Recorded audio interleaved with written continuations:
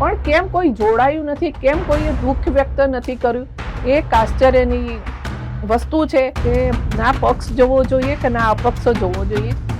દીકરી સાથે જે કૃત્ય થયું છે તો આપણે એની સાથે રહેવું જોઈએ. મારો સવાલ એ છે કે વડોદરાની જે સંસ્કારી નગરી છે, સંસ્કારી લોકો છે, એમનો સંસ્કાર ક્યાં ગયો? કેમ આવી ઘટના પર એ લોકો બોલતા નથી કે કશી અવાજ નથી ઉઠાવતા? મને પણ હું પણ એ નવાઈમાં ને આશ્ચર્યમાં છું કે ચલો વડોદરા શહેરમાં તો ઠીક, પણ ભરૂચ જિલ્લો છે, ઝઘડિયા છે, અંકલેશ્વર છે, એ બાજુના એરિયામાં કોઈ ચહેલ પહેલ નથી. કોઈ ઘટના થઈ છે તો કોઈને કોઈ સરકારે પણ આવા કડકમાં કડક કંઈક એવા પગલાં લેવા જોઈએ કે ભાઈ આ બળાત્કારનો જે ચાર્ટ અપમાં આવવાનો ચાલુ થઈ ગયો છે ગુજરાતમાં.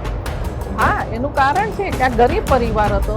હવે કોઈ બિલ્ડરની છોકરી સાથે, કોઈ ડૉક્ટરની છોકરી સાથે, કોઈ રાજકીય નેતાની છોકરી સાથે થયું હોત, પહેલાં એનું ગુપ્તાંગ કાપી નાખો, એનો જમણો હાથ કાપો અને ડાબો પગ કાપો. આ 3 વસ્તુ કાપો. હું પણ કહું છું બીજેપી અને RSS સાથે હું જોડાયેલી છું, વિચારધારા અને સંસ્કાર ધરાવું છું. મનોજભાઈ નમસ્કાર, આપ જોઈ રહ્યા છો UTC ન્યૂઝ. શહેરોમાં મકાનો કોન્ક્રીટના છે અને દિલ પથ્થરના થઈ ગયા છે.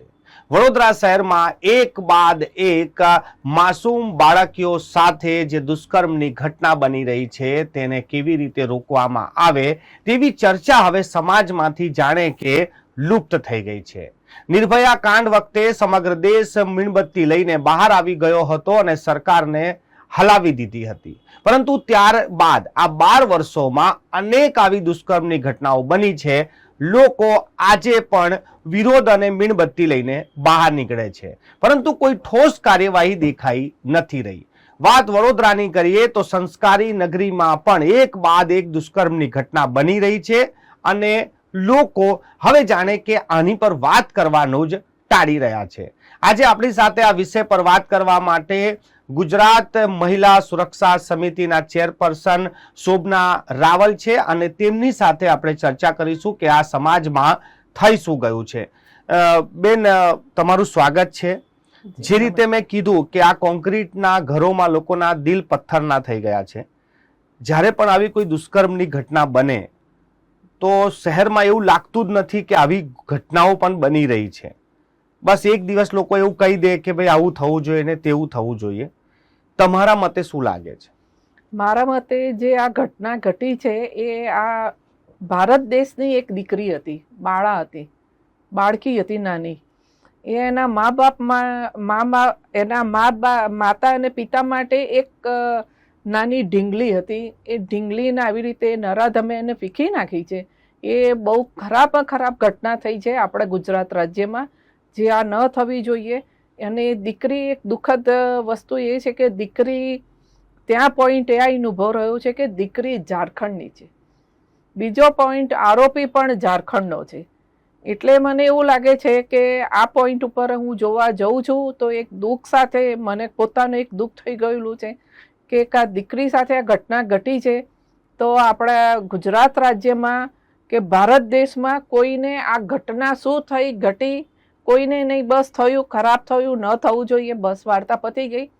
બધા ઠંડીમાં રજાઈ ઓઢીને સૂઈ ગયા, જે આ ન થવું જોઈએ.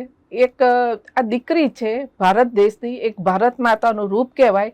આપણી દરેક મા બેન દીકરીઓને એક ભારત માતા જેવી, આપણે દીકરીને દુર્ગા જેવી માનીએ છીએ. તો એની સાથે આવો અન્યાય થયો તો કેમ કોઈએ આજ સુધી વિરોધ નથી બતાવ્યો? આ સાથે એક આ ખરેખર ખરાબ ઘટના ઘટી ગઈ છે, પણ લોકો અત્યારે આ ઠંડીમાં રજાઈ ઓઢીને સૂઈ ગયા. આ ઘટના ઘટી, એવું ન થવું જોઈએ. આપણને દુઃખ થયું છે, બસ આટલું વ્યક્ત કરીને લોકો સૂઈ ગયા છે. લોકો, પ્રજા છે, પોલિટિક્સમાં છે, બધા આપણો શાસક પક્ષ છે, ભાજપમાં છે. હું પણ ભાજપની સાથે અને RSSની સાથે સંકળાયેલી છું, વિચારધારા ધરાવું છું, સંસ્કાર ધરાવું છું. પણ એક મને પણ દુઃખ થયું કે કોઈએ નોંધ નથી લીધી. આ દીકરીનો આવી ઘટના ઘટી છે, દુઃખદ ઘટના છે અને ખરાબમાં ખરાબ ઘટના છે. આ નિર્ભયા કાંડ જ થયો છે. ત્યાં ગેંગરેપ હતો, આ ખાલી ગેંગ જ છે, ગેંગે નથી કર્યો, ખાલી એક વ્યક્તિએ રેપ કરેલો છે. પણ એની સાથે દુઃખ, એક આ સેમ ટુ સેમ વસ્તુ જ છે, પણ કેમ કોઈ જોડાયું નથી, કેમ કોઈએ દુઃખ વ્યક્ત નથી કર્યું, એ એક આશ્ચર્યની વસ્તુ છે. હું આશ્ચર્યની સાથે હું વિચારી રહી છું છેલ્લા 2 દિવસથી. હું એ દિવસે રાત્રે પણ હોસ્પિટલમાં જ હતી, દીકરીનું જે અવસાન થયું, પૂરી ડૉક્ટરો સાથે પણ હતી, પોસ્ટમોર્ટમ થયું ત્યાં સુધી હું હતી, એને વિદાય કરી દીકરીને હોસ્પિટલથી ત્યાં સુધી હું હતી. પણ એક આ દુઃખદ ઘટના છે, ત્યાં કોંગ્રેસવાળાઓએ ભયંકર હલ્લાબોલ કરેલો. કોઈ બાપુ હતા, બાપુનું નામ નથી, પણ એ મોટેથી સ્પીચ આપતા હતા કે એક હોસ્પિટલ હતી, ત્યાં બાળકોનો આઈસીયુ રૂમ હતો, નાના બાળકો સારવાર ઉપર હતા, રાત્રે સૂઈ ગયેલા હોય બાળકો. એક થોડીક એક આપણામાં એક હોવી જોઈએ કે ભાઈ હોસ્પિટલમાં છીએ તો આટલા હલ્લાબોલ મોટેથી બૂમો પાડીને તમે સ્પીચ આપો, જે ના અપાય. અમીબેન આવેલા, નરેન્દ્રભાઈ આવેલા, મધુભાઈ શ્રીવાસ્તવ નહીં, પેલા ચંદ્રકાંતભાઈ શ્રીવાસ્તવ આવેલા. એ 3 જણાએ જે સ્પીચ આપી હતી શાંતિથી ધીમેથી જ આપી હતી, પણ તમે હલ્લાબોલ બૂમાબૂમ કરો એ હોસ્પિટલમાં, એ ખોટું હતું. હું એ સમજી શકું છું કે આપણને આક્રોશ હોય, દીકરીનું આવું મરણ થયું છે, એની સાથે આવો ગંદો અપરાધ થયો છે, દુઃખદ ઘટના ઘટી છે, એની સાથે આપણે છીએ. બેન, હું એ જ જાણવા માંગુ છું કે નિર્ભયા કાંડ બાદ સમગ્ર દેશમાં આ મામલે ખૂબ ચર્ચા થઈ, કાયદાઓ પણ બદલાયા, પરંતુ ઘટનાઓ રોકાઈ નથી રહી. અને આ જે ઘટના બની છે જેની તમે વાત કરી રહ્યા છો, કેમ આવું બની જાય છે કે આજે દુષ્કર્મની ઘટનાઓને પણ કયા પ્રદેશમાં કોની સરકાર છે અને કેટલો વિરોધ કરવો, આનું માપદંડ નક્કી થઈ ગયું છે? એ આ માપદંડ થયું છે ને ત્યાં જ આ વસ્તુ ખોટી પડે છે. એ વખતે આપણે ના જોવું જોઈએ. એક આપણે સંસ્કાર અને આપણી વિચારધારાની સાથે ચાલવું જોઈએ કે ના પક્ષ જોવો જોઈએ કે ના અપક્ષ જોવો જોઈએ. દીકરી સાથે જે કૃત્ય થયું છે તો આપણે એની સાથે રહેવું જોઈએ, એ આપણો માનવતા છે. પહેલાં અમને RSSમાં પણ આ જ પાઠ ભણાવવામાં આવે છે, આ જ જ્ઞાન આપવામાં આવે છે કે કોઈ વસ્તુ ક્યારેય જોવાની નહીં કે એક ભારત દેશની દીકરી છે, એને મદદ માટે તમે ઊભા રહો. અને આ જે થયું છે એક ન્યાયકીય રીતે એક બંધારણનો એક એવો ખરડો પાસ થવો જોઈએ. રાષ્ટ્રપતિએ પણ આ ખરડો પાસ કરવો જોઈએ કે ભાઈ જે અપરાધી છે, જે અપરાધ કરી રહ્યો છે, આ બળાત્કાર કરી રહ્યો છે, એને સજા તમે ફાંસી આપશો તો મનોજભાઈ, ફાંસી આપશો તો એનું વેદના કેટલી હશે?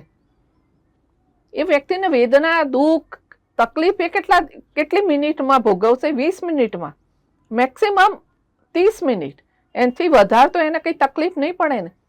પણ આ પરિવારની જે સાથે ઘટના ઘટે છે ને, બળાત્કાર થાય છે ને મનોજભાઈ, તો એમાં એ પરિવાર આ જીવન સુધી એની સાથે બળાત્કાર થતો રહે છે, વિચારોમાં, એના દિલમાં, એના માનસમાં, એ પોતાની આંખમાં એમ થાય છે કે અમારી દીકરી સાથે આવું કૃત્ય થયું હતું.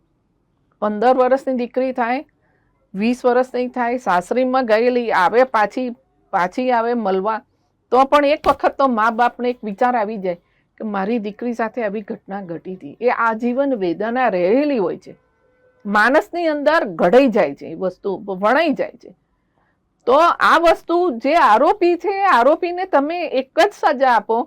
ગલ્ફ દેશમાં, ગલ્ફ કન્ટ્રીમાં કેવી રીતે સજા આપે છે કે ભાઈ આવું થાય તો એના તમે અંગો જ કાપી નાખો અને એને પછી જીવતો છોડી દો. વેદના તો એની સાથે રહેશે, તકલીફ એની સાથે રહેશે, દુઃખ એની સાથે રહેશે, અપમાનનો ઘૂંટડો પણ એ જીવન એ પલે પલે ઘટાયા જ કરશે. આ વસ્તુ હોવી જોઈએ ને આવો ખરડો પાસ થશે ને અને આવી સજા પાસ થશે ને મનોજભાઈ, તો આવી વ્યક્તિ, એક વ્યક્તિને જો તમે આવી કરશો ને, એવા 2 વ્યક્તિને કરશો, 3 વ્યક્તિને કરશો ને, તો તમે નહીં માનો 30,000 માણસ આવા બળાત્કાર કરતા અટકી જશે. હું ગેરંટી આપું છું. દરેક માણસને પોતાનો જીવ વાલો અને પોતાનું અંગ વાલું હોય છે. બેન, જે રીતે આપણે પક્ષ અને વિપક્ષની વાત કરી, ચલો રાજનેતાઓ તો માની લો કે રાજનીતિ કરે જ, કેમ કે એમનો તો એ જન્મસિદ્ધ અધિકાર છે કે રાજનીતિ કરવાના છે. મારો સવાલ એ છે કે વડોદરાની જે સંસ્કારી નગરી છે, સંસ્કારી લોકો છે, એમનો સંસ્કાર ક્યાં ગયો? કેમ આવી ઘટના પર એ લોકો બોલતા નથી કે કશી અવાજ નથી ઉઠાવતા? મને પણ હું પણ એ નવાઈમાં ને આશ્ચર્યમાં છું કે ચલો વડોદરા શહેરમાં તો ઠીક, પણ ભરૂચ જિલ્લો છે, ઝઘડિયા છે, અંકલેશ્વર છે, એ બાજુના એરિયામાં કોઈ ચહેલ પહેલ નથી. કોઈ ઘટના થઈ છે તો કોઈને કોઈ શું થયું છે કોઈને ખબર જ નથી. બધાને બધી ખબર છે, પણ અત્યારે માણસ છે ને, માણસનું માનસ છે ને, સ્વાર્થમાં એટલું બધું રચાઈ ગયું છે કે હું મારું કરી લઉં, મને મારું જોઈ લેવા દો. એમાં ખાલી 15-20 દિવસ પોતાની છોકરી માટે એવો વિચાર છે, આપણી છોકરીનું ધ્યાન રાખજો. હા, 15-20 દિવસ આ માણસના મગજમાં આ વસ્તુ હશે, પછી જેમ હશે ને એમ બધા ચાલ્યા કરશે. પણ એક અંદરથી આજના માણસના દિલમાં કોઈના માટે લાગણી, કોઈના માટે માન, કોઈના માટે સન્માન, એ તો શૂન્ય જ થઈ ગયું છે. ખાલી સર્વસ્વ રહ્યું છે એ પૈસો રહ્યો છે. પૈસામાં બધા સંસ્કાર ને બધું જતું રહ્યું. પણ બેન, થોડા દિવસ પહેલા જ બંગાળમાં એક ઘટના બની હતી, એક ટ્રેની ડોક્ટર સાથે દુષ્કર્મ થયું. ત્યારે તો વડોદરાના મહારાણી પણ કેન્ડલ માર્ચ કરવા માટે બહાર આવી ગયા હતા, રાજમહેલના ગેટ ખોલી ગયા હતા. આટલો સંવેદનશીલ મામલો બની ગયો હતો. આ સંવેદના વડોદરાના કેસોમાં કેમ નથી દેખાતી? હવે વડોદરામાં એક તો ખરેખર હું છેલ્લા આ ઘટના ઘટી એ હોસ્પિટલમાં જે પેશન્ટને લાવવામાં આવી હતી, એ બાળકીને લાવવામાં આવી હતી, ત્યાં ડે 1 થી તે હું લાસ્ટ ડે સુધી એ પરિવારની સાથે જોડાયેલી હતી. એ દીકરીની માં એક તો ઝારખંડની ભાષા બોલે, આપણને કંઈ બહુ સમજ પડે નહીં. ત્યાંના ભરૂચના પીઆઈ આવેલા વાળા સાહેબ, તો હું ને વાળા સાહેબ બંને બેઠા હતા. એમની હાજરીમાં મેં એની માતાનું કાઉન્સેલિંગ કર્યું, પિતાનું કાઉન્સેલિંગ કર્યું.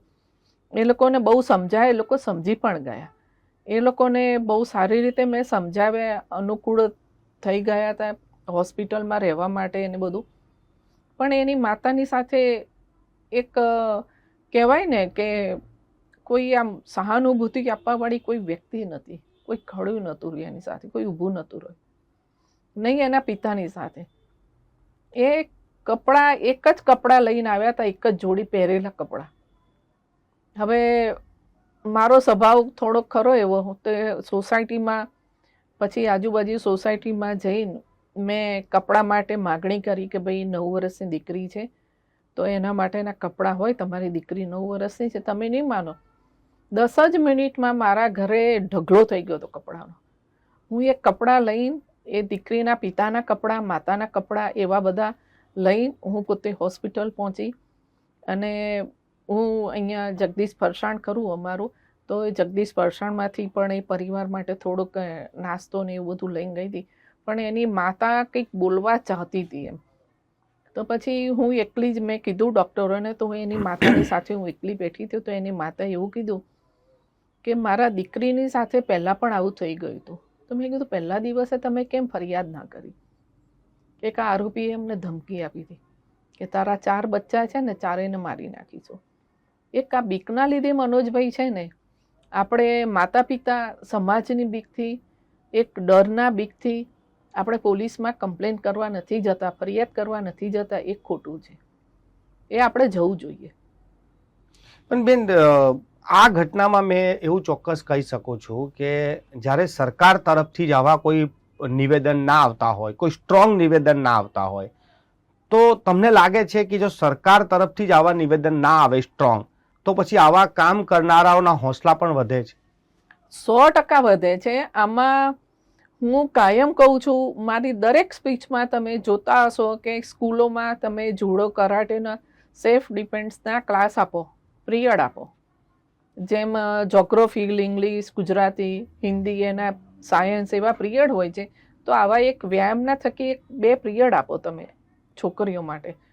પણ હવે આ બાળકી, 9 વર્ષની બાળકી સાથે આ નરાધમે જે કર્યું છે, એ 9 વર્ષની બાળકી એ પુરુષ માણસ સાથે શું સામનો કરી શકે?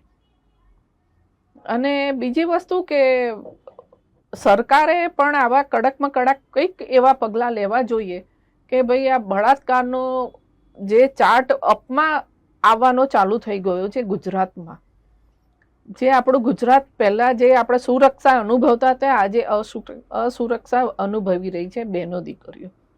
એક આપણા માટે ખરાબ પરિસ્થિતિ છે એવું આપણે સમજી શકીએ છીએ.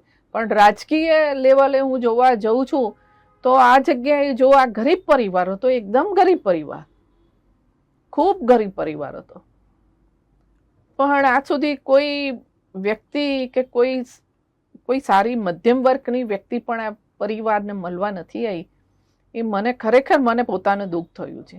બેન, એવું કહી શકાય કે સમાજમાં એવું થઈ ગયું છે કે હાઈ પ્રોફાઇલ કેસ, જો આવી જ ઘટના કોઈ હાઈ પ્રોફાઇલ કેસમાં બની હોત તો લોકોમાં અચાનકથી જાગૃતતા આવી જાય છે, હેશટેગ શરૂ થઈ જાય, ઇન્સ્ટાગ્રામ પર શરૂ થઈ જાય. હા, એનું કારણ છે કે આ ગરીબ પરિવાર હતો.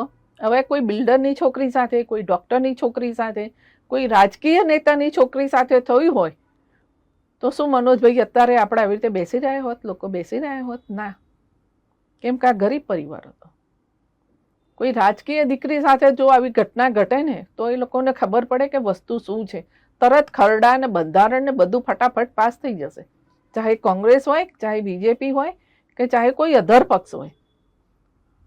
હું તો આ પહેલેથી હું એક સામાજિક કાર્યકર કરતી આવી છું, નાની હતી ત્યારથી.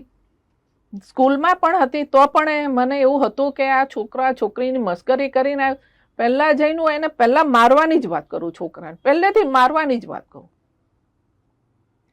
એવું વિચારું જ નહીં કે આ કોનો દીકરો છે, શું છે. મારી સ્કૂલમાં એક છોકરા એક છોકરીની મસ્કરી કરેલી, મેં એને એટલો માર્યો, પછી મને ખબર પડી કે આ તો મારા પપ્પાનો બેસ્ટ ફ્રેન્ડનો છોકરો. મારા પપ્પાના ફ્રેન્ડ આવ્યા, ફાર્મ હાઉસ ઉપર બેઠા, મને બોલાવી પપ્પાએ. હું ગઈ, મને કે ખબર છે આ છોકરો કોનો છે? મેં કીધું મને શું ખબર, હું તો એને અપરાધી જ માનું ને પપ્પા, આરોપી જ માનું, કેમ કે એને મારી છોકરીની ગંદી મસ્કરી કરી. એવું કેમ ચલાવી લો? એ વખતે હું 7મા ધોરણમાં હતી, ત્યારથી હું આવી હતી. હું એવું જોતી નથી કે પક્ષ છે કે સગો છે કે સંબંધી છે. આરોપી આરોપી જ છે, પણ તમારે એક લાગણીથી, એક માનથી, કે શું કહેવાય, એક હોવું જોઈએ આપણે અંદર એમ કે ભાઈ આ દીકરી સાથે થયું છે, ખરાબ થયું છે. આજ સુધી કેમ કોઈ એ બોર્ડ લઈને લોકો નીકળ્યા નથી, મીણબત્તીઓના પ્રદર્શન કર્યા નથી? શોમેનશીપ જ કરવાની કે અમે અહીંયા છીએ એવું બતાવવાનું લોકોને. એના માટે તમે લોકો શોમેનશીપ કરવા માટે, પોતાની પબ્લિસિટી કરવા માટે આ બધા કામ કરો છો? ના, એ તમે બંધ કરી દો. લાગણી હોય, સાચી વસ્તુ હોય તો તમે સરકારની સામે, કોઈ પણ સરકારની સામે તમે અવાજ ઉઠાવો. તમે એમને કહો કે ભાઈ આ થયું છે, ખોટું થયું છે, આવું ના થવું જોઈએ. આજે મારી દીકરી છે, કાલે તમારી હશે. તમે જે સજાની વાત કરી કે ગલ્ફ કન્ટ્રીઝમાં જે સજા હોય છે આપી દેવી જોઈએ, પરંતુ સજા તો ત્યારે આપી જ્યારે કોઈ ગુનો થાય. આ ગુનાઓ જ ના બને. ગુનો નથી થયો, ના, ગુનાઓ જ ના થાય તેના માટે શું કરી શકાય? માનો કે ગુનાઓ અટકે એના માટે શું કરી શકાય? આ ગુનો અટકાવવા માટેનું મેં તમને આ જ કીધું. પહેલા એનું ગુપ્તાંગ કાપી નાખો, એનો જમણો હાથ કાપો અને ડાબો પગ કાપો. આ 3 વસ્તુ કાપો. 3 માણસને જો તમે આવી ગુનાને માટે આવી સજા કરશો ને તો 30,000 માણસ અટકી જશે. તો આવી રીતે ગુનો અટકશે. અને બીજી વસ્તુ, હું એક ડિબેટમાંથી ગઈકાલે મેં કીધું, પ્રાંત પ્રાંતિયો આવે છે. પ્રાંત પ્રાંતિયો જો ભણેલા ગણેલા હોય છે ને એ આવા કૃત્ય નથી કરતા. જે અભણ માણસ, મજૂર વર્ગ આવે છે ને એ આવા કૃત્યો કરે છે. સુરતમાં પણ ઘણી બધી ઘટનાઓ ઘટી છે આવી રેપની. નાની બાળકીથી માંડી 24-25 વર્ષ, 26 વર્ષ સુધીની બહેનોની સાથે બળાત્કાર કર્યો છે. આ પ્રાંત પ્રાંતિયો જ કરેલો છે. હવે એક બેન એવું કહેતા હતા, પ્રાંત પ્રાંતિયો આવી જશે તો ગુજરાતનો ઉદ્યોગ ઠપ થઈ જશે, તમે કાઢવાની. હું પ્રાંત પ્રાંતિયોને કાઢવાની વાત નથી કરતી. એ આવે છો તો એમનું તમે બધું એમની સાથે વ્યવસ્થિત, એમની ઓળખ, જ્ઞાન તે બધું લો. એમની સાથે એક વખત તમે કડકાઈથી એમની સાથે વાત કરો કે તમે ગુજરાતમાં આવો છો કમાવા, તમે કોઈ દાડો ગુજરાતનો છોકરો યુપી એમપીમાં જઈને બળાત્કાર કર્યો એવું સાંભળ્યું તમે મનોજભાઈ? બેંગ્લોરમાં જઈને છોકરાએ બળાત્કાર કર્યો તમે સાંભળ્યું? કેમ કે ગુજરાતનો છોકરો છે. કેમ આપણા ગુજરાતના છોકરાઓ ક્યાં જઈને બળાત્કાર નથી કર્યો? પ્રાંત પ્રાંતિયો જઈને અહીંયા કરે છે ને. હમણાં વાયલીમાં કેસ 5 હતા ને પ્રાંત પ્રાંતિ, એમને જ કર્યો ને. એવા કેટલાય કેસો છે. હિંમતનગરમાં પ્રાંત પ્રાંતિએ રેપ કરેલો દીકરી ઉપર, ત્યારે તો આખું ગુજરાત ભડકે બળી દો. બળી દો કે નહીં? આમાં કેમ કોઈને પાણીનું, પેટનું પાણી નથી હાલતું? કે કેમ કોઈની આંખ નથી ખુલતી? કેમ કોઈનું દિલ દ્રવી નથી ઉઠતું? મને એ નવાઈ લાગે છે. કેમ કે આ ગરીબ પરિવાર હતો, એકદમ નીચલી કક્ષાનો. કદાચ એ બની શકે કોંગ્રેસમાં ઝારખંડ હતું, ઝારખંડ છે તો કદાચ આ ઝારખંડની દીકરી છે એટલા માટે. બેન, આ સારું લાગે આવું આપણે ના લાગે મનોજભાઈ, હું એની સાથે સખત વિરોધમાં છું. હું માનવતાની દ્રષ્ટિએ કહું છું. હું પણ કહું છું બીજેપી અને આરએસએસ સાથે હું જોડાયેલી છું વિચારધારા અને સંસ્કાર ધરાવું છું મનોજભાઈ. તો પણ હું દીકરી સાથે ઊભી રહી હતી, એના મા બાપ સાથે ઊભી રહી હતી. આપણી માનવતા, આપણા સંસ્કાર ના ખોવાના હોય. ભાજપમાં પણ આ જ સંસ્કાર આપે છે ને તમને શપથ આપે છે કે કોઈ પણની સેવા કરવા માટે અડધી રાત્રે ઊભું રહેવાનું હોય તો ઊભા થઈ જાઓ. એ આપણું આ RSS ના સંસ્કાર છે. બેન, એવું કહેવાય છે કે રાત્રે જેનું PM કરાયું ને રાત્રે જે પરિવારને ઝારખંડ મોકલી હા, દેવાયો સાચી વાત બંદોબસ્ત છે. સાથે, તો આ પછી ઘટનાને તમે કેવી રીતે જુઓ છો?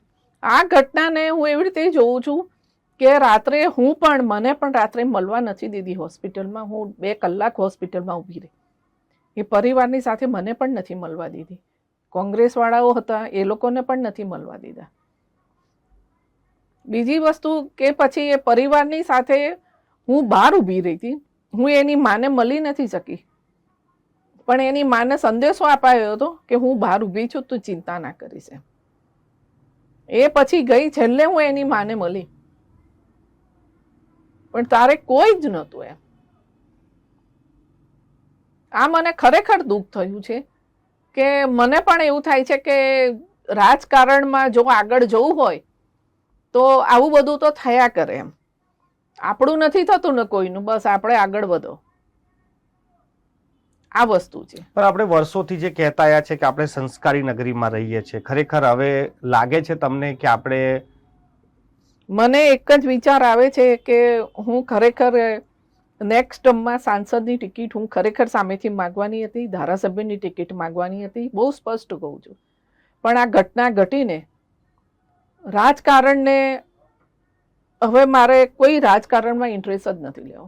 હું આ જે કામ કરું છું ને એ કામમાં ઇન્ટરેસ્ટ લઈશ. અહીંયા કમલમમાં ઉદ્ઘાટન હતું પણ હું નથી ગઈ, કેમ કે ત્યાં જવાનો મતલબ જ નહોતો એમ.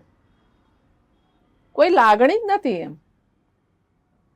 ઉદ્ઘાટન માટે આપણને ટાઈમ મળે છે તો એક વખત તમે દીકરીના પરિવારને કોઈ હોદ્દા ઉપરથી કોઈક એક માણસ આવીને ઊભો રહ્યો હોત ને તો મને ખુશી થાત.